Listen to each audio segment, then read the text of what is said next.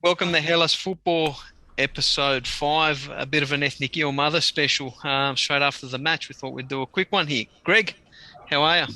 I'm great, mate. Great to be able to talk about something nice and positive. Yes, that's it. Nico, Absolutely buzzing. yeah, considering Stoked. we were Stoked. saying beforehand how we all had egg on our face about thinking how we were going to go in this match.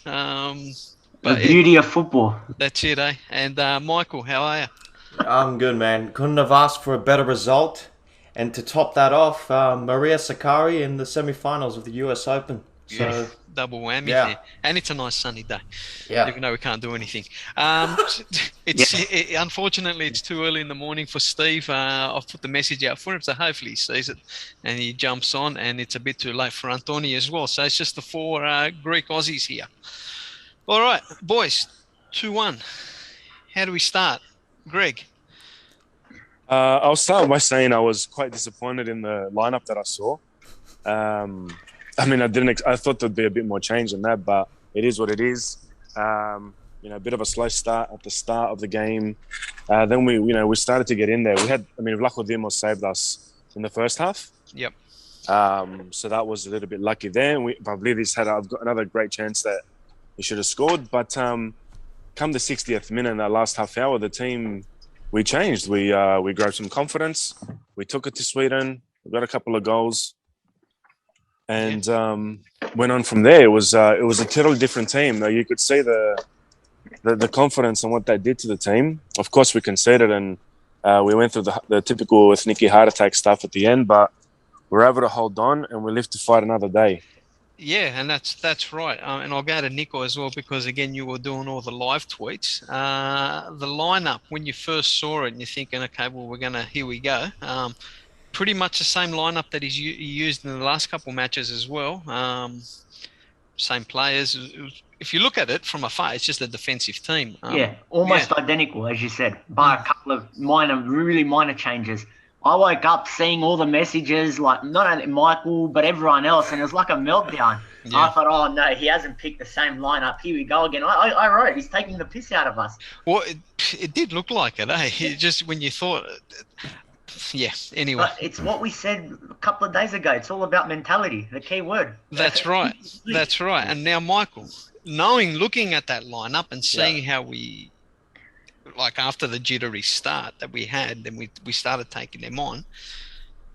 I mean, how do you gauge what the thought process is with what JVS was trying to do initially, and how the players actually took that plan on? Maybe for what happened in Kosovo, it's something kicked inside them. Yeah. Yeah. Well. Yeah, because if you look at every face of the player after that draw to Kosovo, they look devastated. Like they just wanted to get the hell out of there and start off fresh again. So maybe this game was it. Try and give everything. Try and give something positive and go all out. Give everything you've got for the shirt, and which they did. They played for the shirt, played with passion. Also, they played for the country. This is what we're asking for. Not just games against Sweden. Every game is what we're asking for. Yes. Yeah. Well said, Greg. We'll go back to you. Do you reckon we have a sliding doors moment if that volley goes in the third minute from the Swedes? They I hit think that so. cannons off. It was a beautiful shot, and it hit the upright. We possibly do. The thing, the moment for me was, again, in that 60th minute. For the first time in the whole qualifying campaign, we saw Bakasetas get the ball, turn straight away and go forward and be very direct and play a nice 1-2. He's done that sporadically here and there, but he started doing that for the rest of the game. We saw Bukhalakis making meaningful runs forward, taking players on. We haven't seen this all campaign. We haven't seen this. We hardly see that from Bukhalakis in friendlies. Yep. And so I think this team is just a confidence team because from what I saw, especially Georgia, Kosovo, it was nothing. And then I think once they rallied each other up and really decided we got to go for it, they became different players in the matter of minutes. So They got to take this type of mentality and this attitude into every game going forward if they want to get anywhere to the World Cup. And that was it with the team as well. Even we'll take away the start of the match, because the first 2-3 minutes they just were all over us, and then we soaked that all up, and then we actually turned the tide there. And going into halftime, I think we had about 60% of the ball. Granted, what we were seeing from the side in the first half was possession. I mean, we like to hold possession anyway, and there's a lot of sideways movement and trying to switch it across the bottom of the park there. We were going forward, but we were making hard work of ourselves going forward. When the Swedes had the ball, they were just kind of cutting through, especially on the right-hand side. Did that worry you, Nickel? Before half-time, so we'll talk up until half-time. First half. Yeah.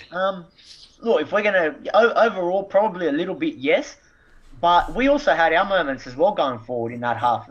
With the penalty that was initially given, and you'd say... He was just offside. Yeah. Well, he was offside, yeah. He was. Then the big chance, Pavlidis, that was missed. It's easier to score that, honestly, than miss it. Well, he did all the hard work, yeah. But then you realise he saved it, the goalkeeper. Yeah. Yeah, he did save it, yeah. We got a corner. Yeah, we got a corner out of it, yeah. But every day, Pavlidis should be finishing that. 100%. Yeah. Yeah, so it looked like for me that we were a bit... Not that we were a bit clunky going forward, but we were just giving them too much space going forward into us. I still think that our right-hand side is, with Andrutos there, it's a little bit, I don't know, helter-skelter. I don't know how to put it. I mean, I wouldn't be shocked if Lazaros Rota starts well at AEK. I wouldn't be shocked if he's back come October. Yeah. Yeah, I mean, that's a good shout. We've been screaming for a right back, yeah. I mean, Andrutos is doing a stellar job, and he played well, I think. But I just thought sometimes the decision making between them and the right hand side, because like the game against Kosovo, it's just too much happening on that side. I think he did improve the Andrutos from the last game into this one. Well, they all did. They all did. All of them. But yeah, if we're going to pick on anyone, I still think even if he's our weakest, he did okay. Yeah. Now we move into half time, and it's a bit of a draw there. How are we looking at this game, Michael? What are you thinking in the first half? Overall, that first half was okay, nothing spectacular, but we did start to grow into it around 10 minutes. Start to click. Of course, there were a few weaknesses here and there, which is normal, but it looked like the team was starting to find their mojo, like we saw in the Euro qualifiers, before COVID hit. Maybe we're starting to see that team again, and what came out of that second half is exactly what we saw: some attacking football, like players making runs. Bukalakis had his moments, good moments at least, finally. He took on two players, even nutmegged them, tried to pull in a cross. Okay, the cross failed, but we need to see more players with that kind of confidence. Bukalakis is, from my perspective as an Olympiacos fan, he's such a confidence player. When he's on, the guy's a machine. You see him play, the way he plays for Olympiacos, and he's just his cool, calm, composed. He's a big guy as well. But when he's off, but no doubt his quality. Okay, no doubt his quality. Oh, he's got the quality. But just what would he? He was our worst performer against Kosovo. Like, absolutely the worst against Kosovo. That's what you think. And then he starts, and then he pulls. He starts, and he just pulls something out of the bag. All right, so we go into the second half, and we come out pretty good as well. Greg, Duvikas to Bakasetas, and a goal. Bakasetas punching through a gap between two defenders that tried to pretty much smash him as well. And the ball it did favourably bounce for him. Took a nice little touch there. How did you see that, Greg? Did you see that coming? I saw it. I didn't say no. This is what I've been expecting from Buck. This is what I've been saying he needs to be doing more of, which he hasn't. He got that ball straight away. First touch, took it forward, and then went with it and did a beautiful 1-2 with Duvikas. I also thought that 1-2 with Duvikas kind of showed a little bit the difference between Davikas and Pavlidis. I thought Pavlidis had a pretty ordinary game in terms of distribution. He gave away a lot of possession. I even think his hold, I think I said in the last pod, but his hold-up play, even in the Kosovo game, I thought was ordinary. But on the ball, Davikas, for me, has just been a little bit better. And that was a beautifully set up goal. And that was the start of that different team, which we haven't seen for a long time, that just went forward and was actually quite effective. And then we had Christos Zolis come in, who made a huge difference. We'll get to that. Yeah, we will get to that as well. So if we go there, Nico, and you're seeing us move in and we score that goal, it was the right time to bring him on. But even before Zolis, we go there. When we score that goal, you can see the team lift. They all run to the coach, and they're all happy, and they're all. But then they didn't sit back on that, which was good to see. It's mentality, because we're like, we score one goal and then all of a sudden we just rip the handbrake up and then we've got 10 guys behind the ball, but we didn't do that, and that would have been a good thing to see, Nico. Brilliant. It's all about mentality. This is what we wanted to see against Kosovo, and we never got it, and we got it today against the team ranked number 17 in the world. And ultimately, we had 15 shots in that game. We're unlucky not to score 3 goals for the first time in 3 years. 15 shots. We haven't had 15 shots in our last. And we matched them in possession almost. Well, against Kosovo, they killed us in possession. I mean, the game went to 51% possession for Sweden, but that was because they were pushing it at the end. Michael Bouchalakis, continuing on about him, that header. Just went to the right of the or the left of the goalkeeper, or right of the post. I was about to celebrate because I thought it went in. I thought it went in, but it was a perfect header, and he aimed it well, but oh my god, you would think it went in, but he aimed it well. Yeah, a striker probably puts it away like whatever. But it was just a nice header, and it just showed the intent that the guys had, because he was pushing forward. He pushed up that far, and he could see a cross coming in, and he attacked it as well, which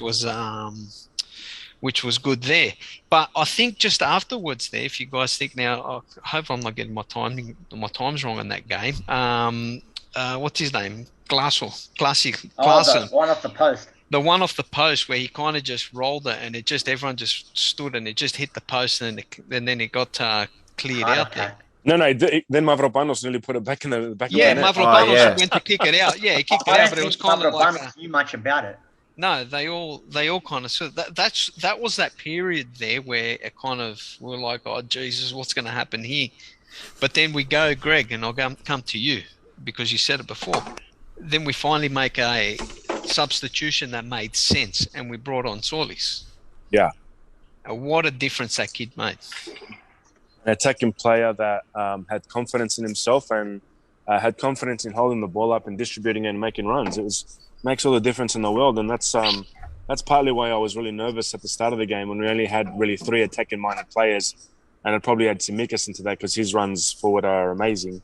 But this is the stuff, and again, we spoke about this in the previous podcast about having the right attacking-minded players and then having an actual someone from the left and someone from the right coming in. And he came in initially, started on the left, and he made that ground-breaking run that led to the second goal. We had to wait for VAR for a good 5 minutes, but he got given. And then through the whole game, he was able to hold the ball up quite effectively, choose his shots, choose his passes. He made one poor pass, but you can forgive him for that. But again, big difference having him there as opposed to what we had on the right, where it was just basically Androutsas trying to do everything. Michael, when you first saw it, did you think it was a goal? Oh, yeah, definitely. You're lying. No. Like, first look at the replay, I knew, he is on. Nah, forget about the replay. Forget about the replay. Live. No. Live. Okay, it did hit me that he did score, that it was a goal, but then you see, VAR. I thought it was offside. I thought offside. The players look guilty. Clear offside, I thought. Even when I saw the replay, I'm like, it looks offside. No, but the other guy, the centre back, puts him onside. No, that's right. Yeah, but if you see both Zolis and Pavlidis, once the ball went in, they're kind of like, I looked at it, that's offside. And then obviously you can kind of tell in these situations where they just Yeah. We talk about VAR killing a game, and if that didn't, like that 5 minutes to decide if it was a goal or not, whatever it was heartbreaking for the Swedes there. For us, But I think it's the right call at least. I do think 100% right. it was a right call. 100% that was a goal. Like when they slow and all that, it was that centre back from the furthest one that was Nipovlidis that kept everyone on side. Which good for us. We got the lead there, and we're all jumping for joy. Getting it out straight afterwards. Before this match, no one wanted Solis to play. No. Yeah, but no one Solis to play. But then there was me that said that JBS won't play him at all. Michael, but this is the difference with Solis. Michael, he's a game changer. Social media gives maybe 1% of, not even. But I understood, why there was the angry reaction, because there was no hope. I understood it, but yes. If people think there's no hope, then what you do is you play your young guys. You don't go pull out a 33-year-old and say, hey, Lazaros, come back and do something. So I think what had happened, it put all the doubt came in about whether he's going to play or not, because his club said he's out for 3 weeks. Conveniently, the 3 weeks would have just ruled him out of all the World Cup qualifiers and all that. And then all of a sudden, he's back and he's playing and he's doing well. But I was sorry to cut you off. I was a little bit relieved that Jolly's played like that, because after he had that great debut, he's looked really nervous with the Ethniki colours the last few games, but he was natural out there today. He owned it out there, so that was good to see, especially for games going forward. Just quickly as well, now we concede the goal straight afterwards, right? And this it happened again. It happened against Kosovo. Static defenders. They whip a shot from outside the box, and the only guys moving towards goal are the Swedes. We stand and look, and I just watched the replay before we jumped on now. By the time our guys reacted, the Swedes had run past them. It's something I don't understand. It happened against Kosovo, and it happened again today. What's the go, Nickel? How do you see? Too reactionary. There's no reaction. There's no reaction. You want them to be proactive and anticipate. What if there's a rebound? What if you want them to be alert? But my under-15s coach used to tell me that. That's what I'm saying. George, chase the ball. Whoever shoots, you follow the ball into. If you're playing up front, when I was 15, I was playing up front. I was a crap striker, but I still played up front. But always follow the ball in. The keeper might drop it. He might do something. Might hit a divot in the ground. Yeah, and there's an air of uncertainty with our back line. And it's also with defence. Turn and follow the ball. We all just stood there in a line, and the Swedes just ran straight through us. And it was kind of disappointing, because up until that point, if you take away the first 3 minutes and a little period in the middle of the second half, like we were on them. We were all over them. And then I thought, what's going to happen here? We haven't kept a clean sheet in these qualifiers, and I think that sums it up. That moment. No, that's right. So that was kind of a little bit disappointing. And we know we never do things the easy way. We know that. Well, that was my worry, because then we're looking at it and we're like, okay, 2-1. What's going to happen? We couldn't hold the draw against lesser nations, and then the Swedes were on a 15-game winning streak. A, you hope they've learnt their lesson, and B, that's where you need the senior players to really stand up. And I think they did. Zavelas. The Swedes must hate him, like all the other countries over the years. Everyone hates him. Even we hated him. We do. I know we do. Now we like him, but he's just how he wasted time. He won the fouls. I loved it. He looked like he was dead. I loved it. Just on a side note with Savella, he needs to wear a bigger shirt, man. It's like he's wearing kids' shirts. I don't know. He must think him. That's him. Seriously, the sleeves are up to his friggin' shoulders. He's got that shithousery about him, and you don't want him to change. He's one of those malakas that you'd see in Greece, like at Mykonos. Oh, yeah, Manga.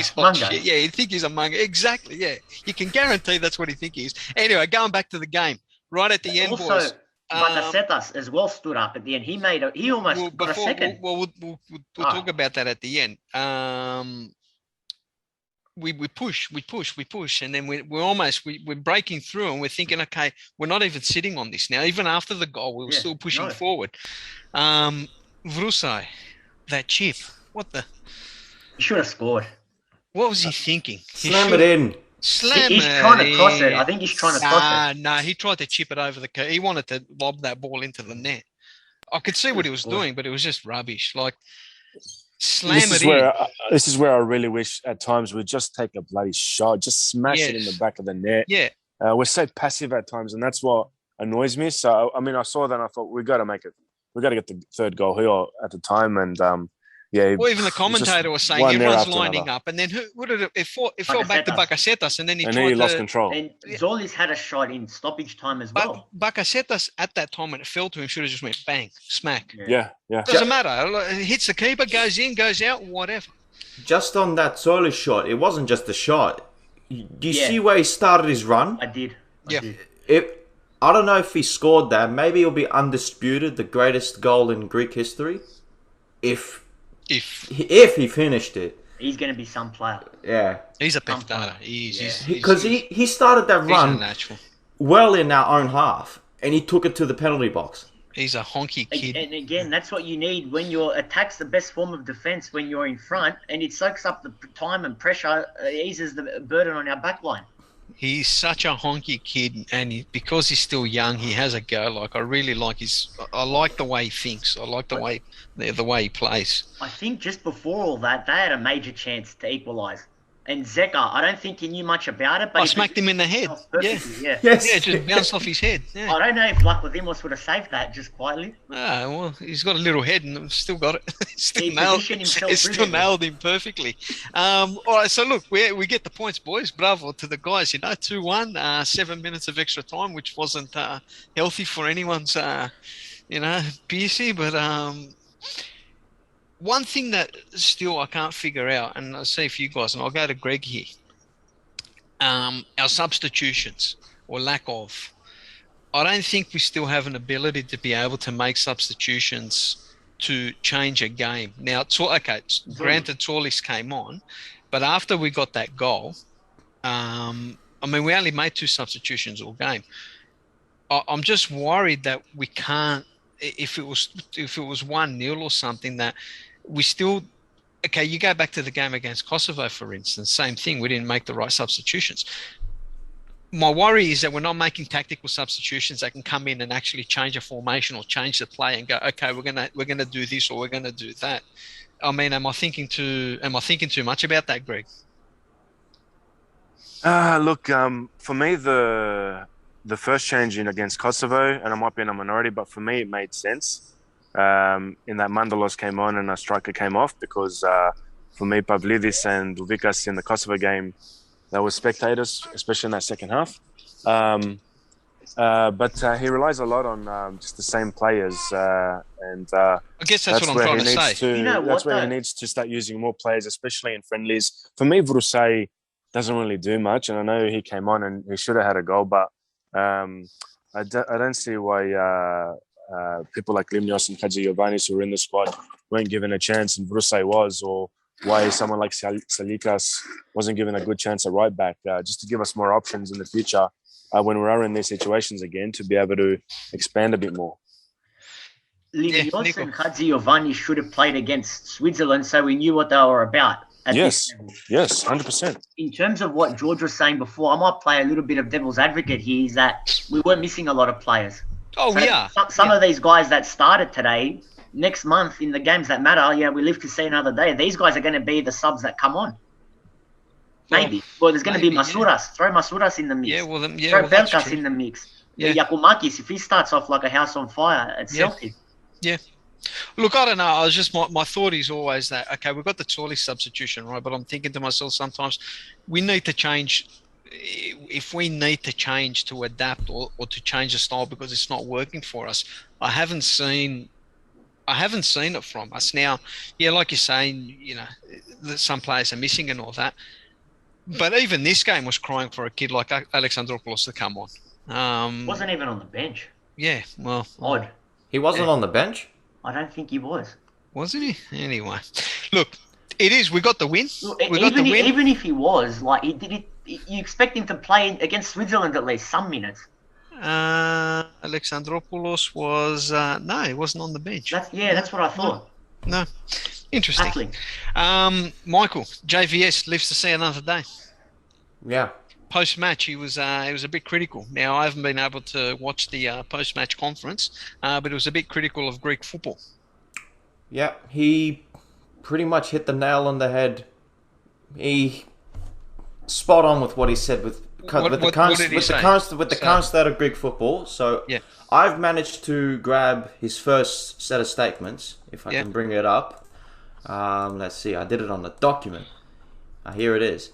So I'll read it out. Yep. So firstly, he talked about the result, which was a very important result. We all knew this would be a very crucial game. And looking at the performance, the team put in an effort. That was fantastic. Of course, in games, you need a bit of luck. We didn't start good, but after we survived the first start, we grew into the game, started to believe to get the result.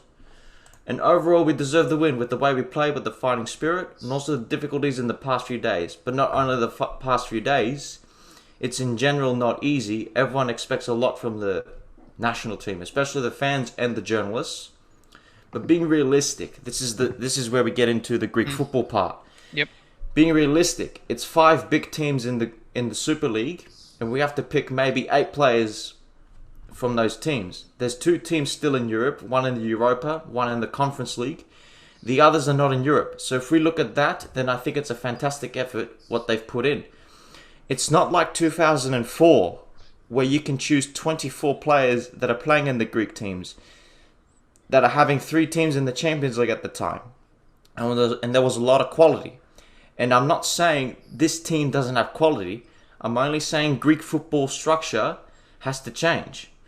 They have to give Greek players opportunities and not give it to foreigners from third-rate countries and third-rate leagues, but give the Greek young players the opportunity that the people can identify with the national team again and Greek football. Because if you look at the stadiums, they are empty.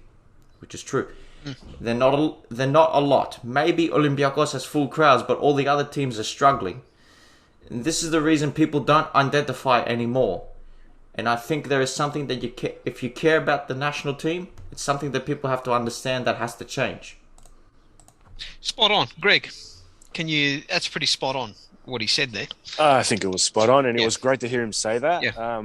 And I think the other, to his point there about the crowds, I think a point we haven't made is I think the actual Greek crowd actually spurred the players on and helped get us to that next level. It was it wasn't a big crowd, but they were making 3,500 around, but it was noisy. And I saw many times the players getting them to react and them reacting to it, and you saw that the effect that had on the players. So credit to the fans that went out there to watch that game. If you guys remember, like when we used to get decent, like that stadium makes a lot of noise. The way it's struck, the bold of it, even with the 3.5, it just echoes around. So I don't know. A lot of people say they want to blow the stadium up, but if you put 20,000, 25,000, I've been there many times. I love watching games there. If you 25,000 in that stadium, the noise would just echo the hell out of the place.